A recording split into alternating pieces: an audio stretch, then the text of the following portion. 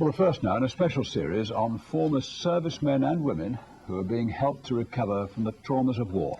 They suffer from combat stress, and this can mean years of nightmares, depression and other psychological problems. They're being helped here in the Midlands by a charity which started in 1918, just after the First World War. And their oldest client is a veteran from World War I who's still being cared for. Most are from recent conflicts, including Northern Ireland and the Gulf. Central News cameras were the first to be allowed in to film inside the treatment centre. Some of you might find their stories upsetting. The reporter on Personal War is Mark Goff.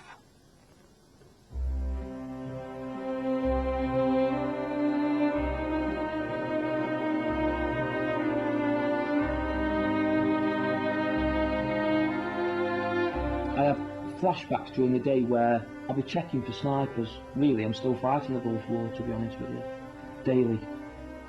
I was blown up in Ireland.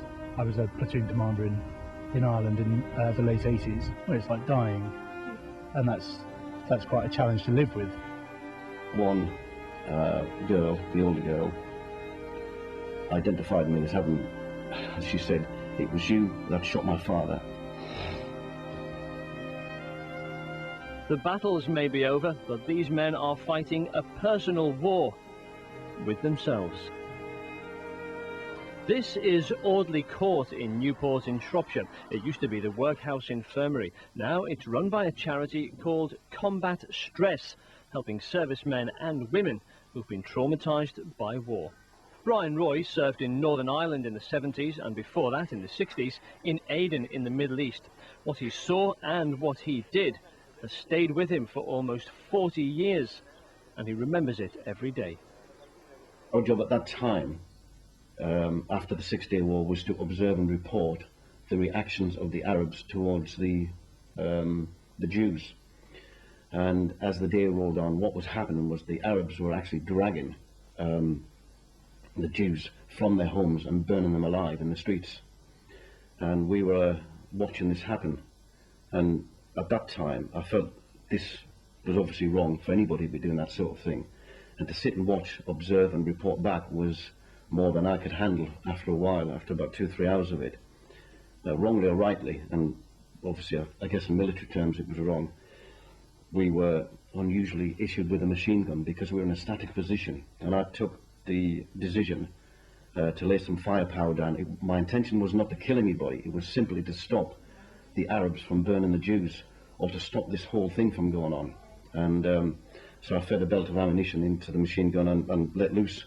I'm not proud of that, but having said that, it was something that I felt was necessary to stop what was going on, despite orders to the contrary that we were not to get involved. I did get involved.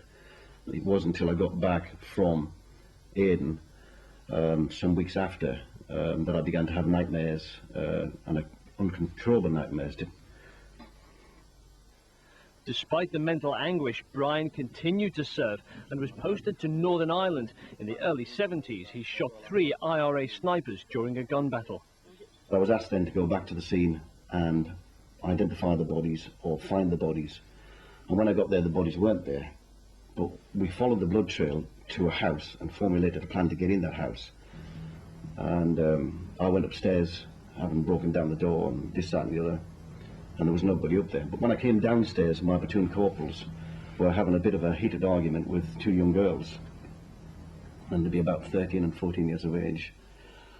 And I don't know how it happened, just remember it happened. That one girl, the older girl, identified me as having, as she said, "It was you that shot my father."